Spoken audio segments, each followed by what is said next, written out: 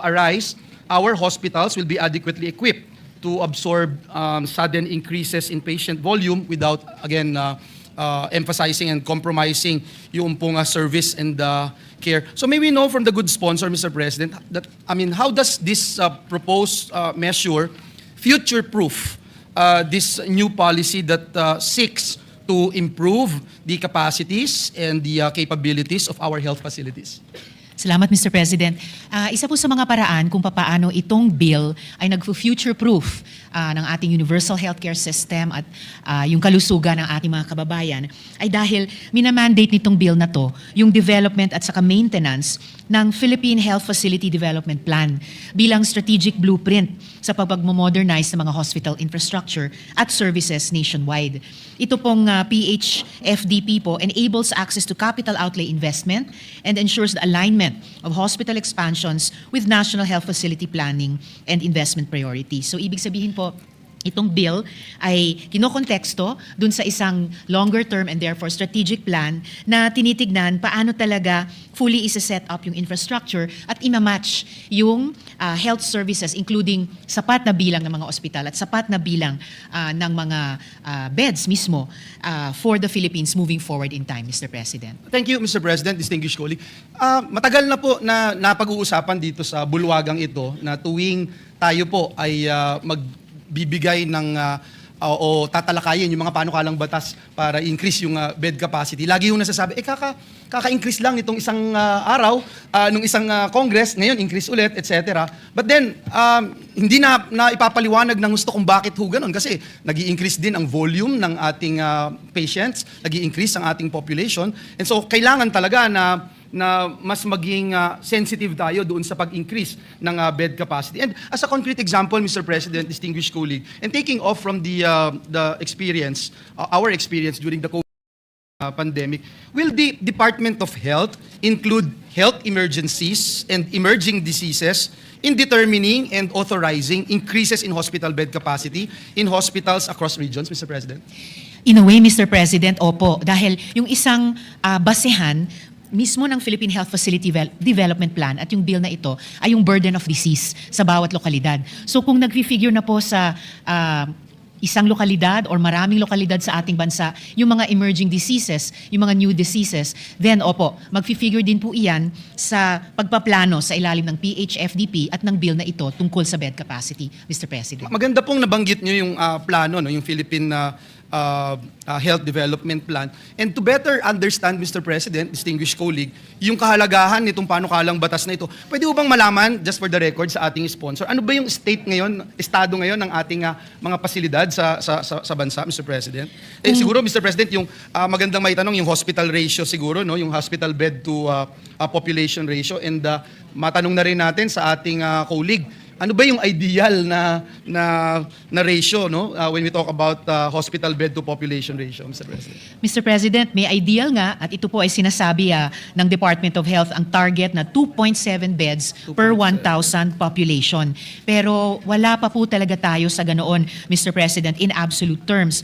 Halimbawa, as of June last year, 2025, mayroon lamang ang gobyerno na 60,395 hospital beds na nagtatala po ng 114,251 bed capacity gaps. At kung titignan po natin yung kabuang kalagayan ng mga DOH hospitals, kaugnay ng usapin ng bed capacity, sa kasalukuyan, Mr. President, mayroon pong 94 public hospitals sa ilalim ng Department of Health. 78 po dyan ay functional, 4 ay government-owned and controlled, 10 pa po ay mga bagong ospital na itatayo pa lamang, isa po ay management office pa lamang, yan po yung Philippine Cancer Center, at isa pa po ay ongoing ang conversion bilang DOH hospital. Yan naman po yung Freeport area of Bataan General Hospital. Meron din yung 10 bagong ospital na itatayo pa lamang ay pwede ko rin pong i-enumerate kung ninanais ng good gentleman.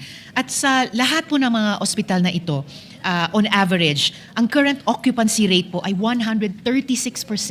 Wow. So over 100%, way above yung rekomendadong 80 to 85% lamang. Kung kaya nga, yung mga government hospitals natin po ay natural, overcrowded, understaffed, at saka under-resourced.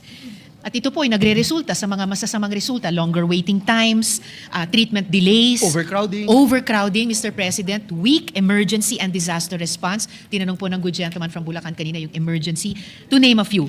At bilang apex or end referral hospitals within the healthcare provider network, syempre po, ito palang bed capacity gap sa DOH hospitals nag-i-impact na po sa buong implementasyon ng UHC Act of 2019. Salamat po at mas maliwanag ngayon sa pananaw ng ating mga kababayan kung bakit napakahalaga nitong batas po na ito. I'm looking at the figures that the distinguished sponsor mentioned a while ago. So it appears now that the ideal would be 2.8 beds per 1,000, but right now it looks like we're not even hitting the one bed per 1,000, Mr. President. Is that a correct assumption? Way less than half, Mr. President. Tama po. Tama. Salamat, Ginoong Pangulo. Mr. President, let me go to another point. Yung hospital bed capacity is closely linked to capital availability and local resources, no? At nagre-resulta po ito in regional disparities. In fact, areas with lower poverty incidence generally enjoy higher bed to population ratios while the poorer regions remain underserved. Tinitingnan ko po itong National Health Facility Registry at yung huling data is sa 2024. Pinapakita po, for example, that Batanes has the highest hospital bed density, higher bed to population ratio, while the Dinagat Islands recorded the lowest.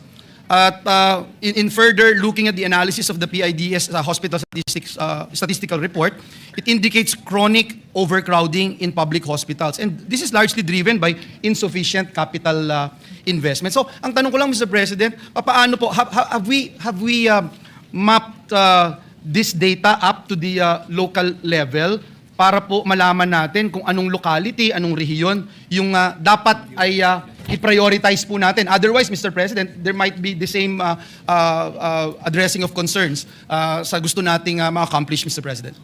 Unfortunately, Mr. President, the best we can do for now is provincial level. Pero dahil kahit ito pong pagtukoy ng mga probinsya na wala pang DOH hospital, and mind you, Mr. President, 36 sila out of the 82 provinces. At salamat sa pagbanggit ng good gentleman from Bulacan sa Dinagat Island, isa po siya sa mga probinsya sa Region 13 na wala pang DOH hospital. But since nga po, natukoy na itong 36 provinces na walang DOH hospital sa loob ng Philippine Health Facility Development Plan, pwede po natin hingiin sa DOH. Mas idetalye pa po nila ang pagpayo sa atin dito sa Senado o sa buong Kongreso. Ano yung mga gaps down to the local level, Mr. President. Salamat, Ginoong Pangulo. At I was just told, Mr. President, by Senator Amy, that even the great province of Laguna, wala din pong provincial hospital, Mr. President. Kaya actually, Mr. President, i-check ko po sa DOH, baka mali yung datos ng department. Dahil sa impormasyon na meron po ako, Region 4A ay isa sa mga rehiyon na ang lahat, di umano, ng mga probinsya ay may DOH hospital. So, i-double check ko po yung datos ng DOH. Thank you, Mr. President. I cannot overemphasize, Mr. President, the importance of these health facilities because in my own town, in Bukawe, Mr. President, our family, and this is for the glory of God, our family actually donated almost 2 hectares of property, prime property, right in front of Philippine Arena for our public hospital because we have yet to establish one hospital in our district in the history of this country. So, nakita ko po, Mr. President, na talagang napakahalaga nitong measure na ito at itong ninanais na ma-accomplish ng panukalang batas na ito, Mr. President. Salamat, Mr. President. At sa pagbanggit din sa hometown ng good gentleman mula sa Bulacan. Dahil sa pagdedetalye at paghahanda nitong interpellation, isang magandang halimbawa yung Johnny Villanueva General Hospital. Opo, na sa kasalukuyang batas, level 2 hospital, authorized bed capacity niya by license, 100 beds, but ang implementing bed capacity is 170.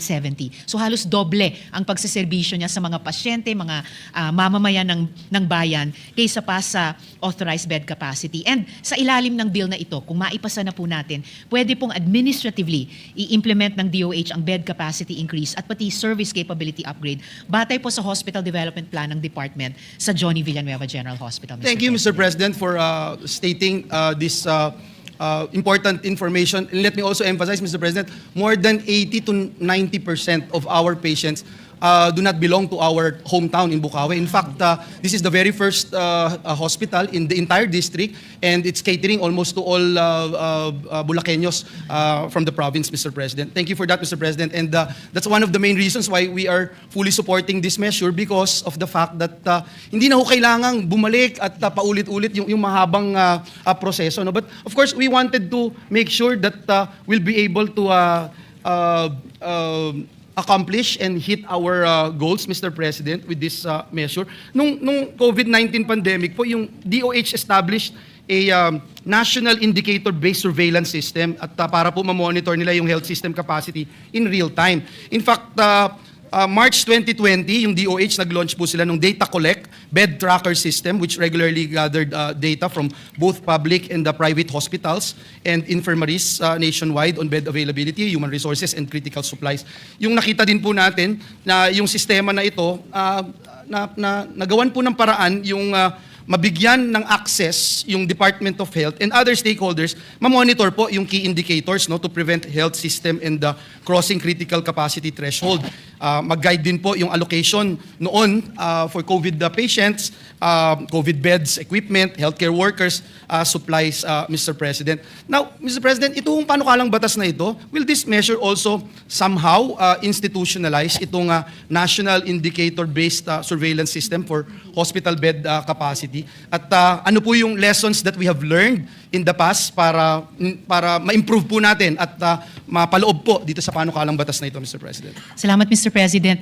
Lagi pong interesante at importante makita paano nag-evolve yung mga instruments at yung mga frameworks ng bawat department, pati po sa DOH na nagpapatupad ng Universal Healthcare Law. So mukhang mula doon sa bed tracker na binanggit ng good gentleman mula sa Bulacan, na naging input po yon para mabuo itong Philippine Health Facility Development Plan. Kasi kung natatrack ng DOH yung ano yung authorized bed capacity, ano yung actual na operating capacity, ano yung mga bed capacity and service capacity gaps sa bawat ospital mula nung pandemic at ngayon na post-pandemic na tayo pero talagang kinukumpleto pa natin ang implementasyon ng Universal Healthcare Law, then talagang inaasahan natin na magiging mas strategic yung bawat pagkilos ng department. So sa pamamagitan, for example, nitong panukalang batas natin, based sa mga leksyon paggamit ng bed tracker, for example, ma-authorize na ang DOH na mag-approve at mag-adjust ng bed capacities and corresponding service capabilities of DOH hospitals through administrative issuances. Isa pa sigurong leksyon mula sa bed tracker noon papunta dito sa binubuong sa panukala na nakakonteksto nga po sa Philippine Health Facility Development Plan, masaset yung minimum criteria for adjustments. Yung Hospital Development Plan mismo, yung catchment population, yung burden of disease na pinag-usapan namin ng good gentleman kanina, yung availability of human resources, yung healthcare provider networks, and other standards to be determined by DOH.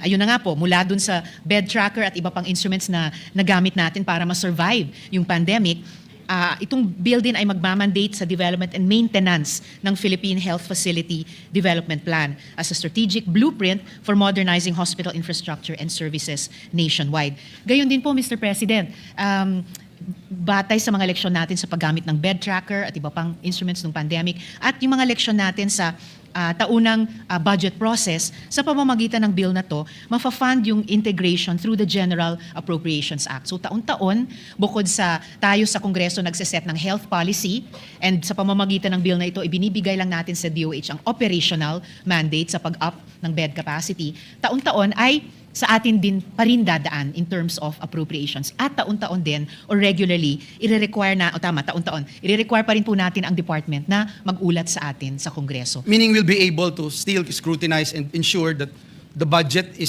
properly allocated. We Mr. will President. still, definitely, Mr. Thank you. President. So pwede po natin i-anticipate ang sitwasyon na may ipopropose ang Department of Health dito sa Philippine Health Facility Development Plan, ang pag-upgrade ng bed capacity sa isang ospital. Pero kung sa mga debate natin dito, ma-determine natin na hindi pa kakayaning pondohan or pondo ang buo the next fiscal year, sa atin ang huling desisyon tungkol doon, Mr. President. Salamat po, Ginoong Pangulo, distinguished colleague. Binanggit niyo po kanina yung data tracker and yung ginawa po noon ng ating Department of Health. Naniniwala po tayo na itong mga data na ito ay napakahalaga dahil essential po ito to guide government action, including yung identification ng geographic areas and hospitals with the highest resource constraints. Mr. President, may I just ask one more on that particular topic? Ito po ba ay real-time na nagawa o gagawin ng DOH o meron po tayong kailangang gawin, ilagay sa ating panukalang batas na isinusulong dito sa bulwagang ito to somehow further enhance and upgrade this system that will be needing, Mr. President? In effect, Mr. President, mangyayari siya real-time or halos Real-time. real-time. Opo. Kasi, regularly naman, naglalabas po tayo ng mga policies, including health policies, mula sa Kongreso. Pero may dalawang annual processes na kailangan i-observe ng DOH kahit sa pag-up ng bed capacity. And those are yung annual budget process, tapos yung annual report na kailangan din nilang ibigay sa atin. And speaking of time, Mr. President, gustong bigyan daan nitong panukala yung mas timely nga na pag-upgrade ng bed capacity dahil kumpara sa current regulatory limitations natin. Sa ngayon po kasi, madalas itinataas natin ang bed capacity through legislation. Yes. Ang feedback po ay nag-average po yung legislative process na yon from 21 months up to 3 years. Na ang feedback po doon mula sa Department of Health, madalas yung hospital needs ay nag-evolve na mula noong nag-evolve na at the point na na-secure nila yung approval ng Kongreso. Siyempre, Kailangan na nila ulit mag-file ulit. kailangan po mag-file ulit. So another 21 months to 3 years, Mr. President. Rather than rationally naman paghatiin natin ang mandates natin, policy setting, budget making, receipt of regular reports, at yung operational sa Department of Health. And that's why it's important na real time, and that's Yes po. why it's important na yung data na nakukuha ng departamento ay efficient or productive data, Mr. President. Thank you for that. Mr. President, sa mga budget cycles po na nitong nakaraan, no, yung particularly dito po tayo sa Senado, tinanggal po natin yung legislators referral authority in programs such as MAIP, TUPAD, etc., Mr. President. Ngunit pag tinignan po na, at ang dahilan po rito, yung tinitingnan natin, for example, yung sa PIDS Health Facility Enhancement Program, meron po silang pag-aaral na